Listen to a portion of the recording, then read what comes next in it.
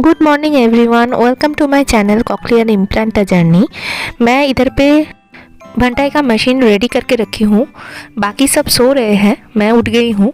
मेरा जो काम सुबह का है वो सब कर रही हूँ, क्योंकि आज तो हम लोग निकलने वाले हैं कोलकाता के लिए। इधर पे एक सूटकेस मैं रेडी करके रखी हूँ और बाकी 2 सूटकेस इधर पे है। इधर पे ये 2 सूटकेस और इधर पे और 2 सूटकेस है। तो ये सब इधर पे है। घर पूरा बिखरा पड़ा है। कहीं निकलने से पहले सब कपड़े धो के सब ठीक ठाक करके रखना पड़ता है। और ये मैं एक सैंडविच बना रही हूँ और भंटाई खाएगा राइस। अब हम लोग निकल पड़े हैं एयरपोर्ट के लिए। मैं और भंटाई एक साथ जा रहे हैं, हम दोनों, क्योंकि सीएनजी कार है, उसमें सूटकेस इतने सारे नहीं आएंगे, तो अलग अलग हम लोग आ रहे हैं। और ये हम लोग आ चुके हैं एयरपोर्ट में। मैं और भंटाई एक साथ बैठे हुए हैं। तो भंटाई दिखा रहा है कि ये एयरपोर्ट के ऊपर पंखा इतना बड़ा है। और मैं जो बोल रही थी कि डिटेक्टर के साइड में से जाना है, वही डिटेक्टर मैंने इधर दिखाई। मैं देखती हूँ बाद में कितना फ़ोटो उठा सकती हूँ इसका। शायद अलाउ नहीं करेंगे, फिर भी।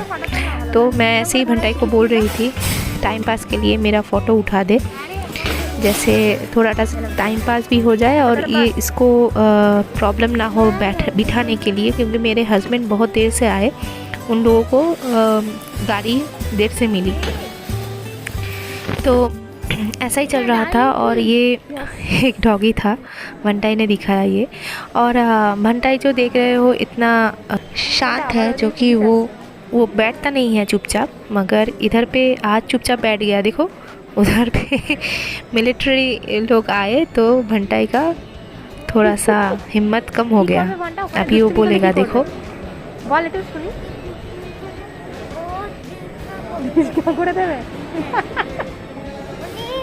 অনেক বড় আছে না, ওদের কাছে সত্যি বড় বড় আছে বাবা।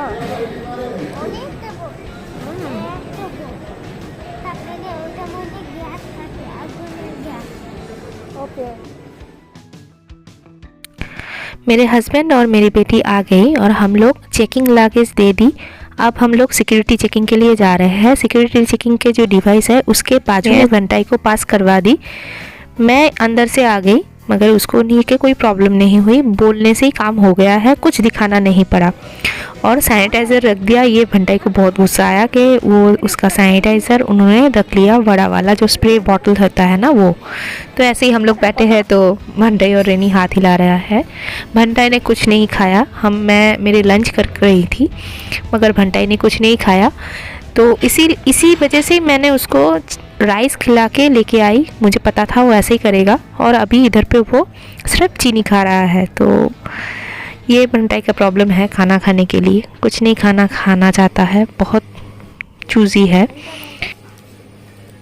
मेरे हस्बैंड और रेनी खाना इधर से नहीं खाए लॉन्च में, क्योंकि उन दोनों को भूख नहीं था। सिर्फ मैं सुबह उठ गई थी तो मैंने खाना खा लिया था। और इसके बाद हम लोग प्लेन के लिए निकल पड़े और क्यू में हम लोग खड़े हैं। अब फाइनली हम लोग आके बैठ गए प्लेन में। और भंटाई सब कुछ चेक करके देख रहा है कैसे क्या होता है।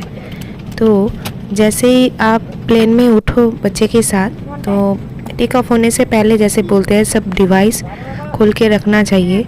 तो ये भी ऐसा एक डिवाइस ही है। तो इसीलिए जैसे टेक ऑफ होता है तब आपको ये कान का जो मशीन है वो खोल के रखना चाहिए। तो मैं हर बार जब भी प्लेन में उठती हूँ और टेक ऑफ होता है, तो मैं भी ऐसे कान का मशीन खोल के ही रखती हूँ।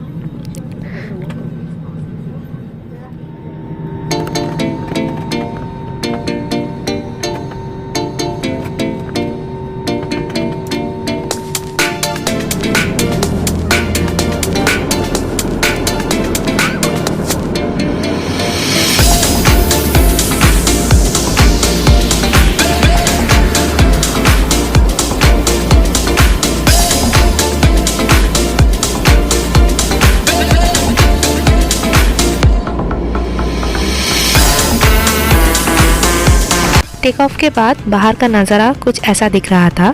एक साइड में सूरज और चारों ओर बादल भरा हुआ है और हम लोग उसके बीच में से जा रहे हैं। जैसे ही टेक ऑफ हो गया मैं फिर से भंटाई का जो मशीन है वो लगा दे रही हूँ, क्योंकि विदाउट मशीन ज़्यादा देर तक भंटाई को रखना थोड़ा मुश्किल होता है।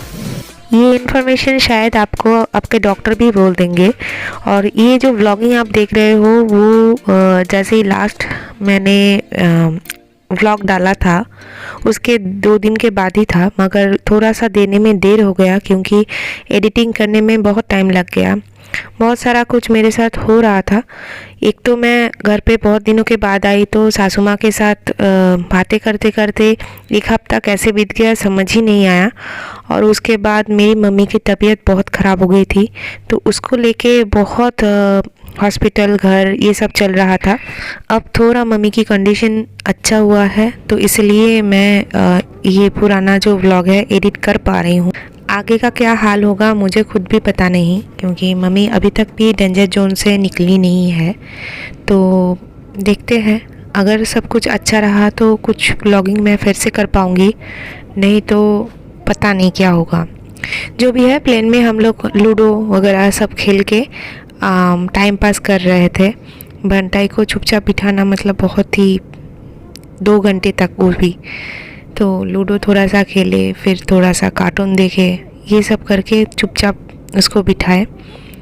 मगर जैसे जैसे वो बड़ा होता जा रहा है तो उसको रखना आहिस्ता आहिस्ता इजी हो रहा है।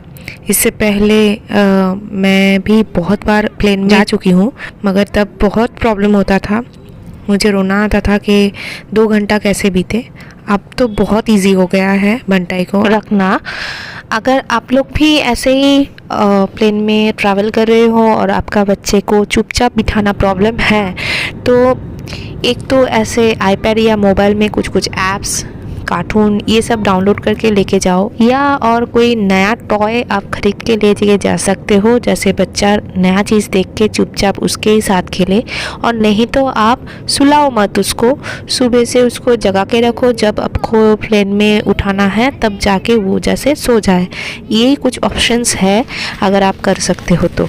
लैंडिंग के बाद हम लोग अभी जा रहे हैं, बस में उठ गए हम लोग एयरपोर्ट में जाने के लिए, मतलब जिधर पे पार्किंग हुआ है प्लेन का उधर से एयरपोर्ट तक हम लोगों ने बस में गए। और अभी ये बैग कलेक्शन के लिए आ गए हम लोग।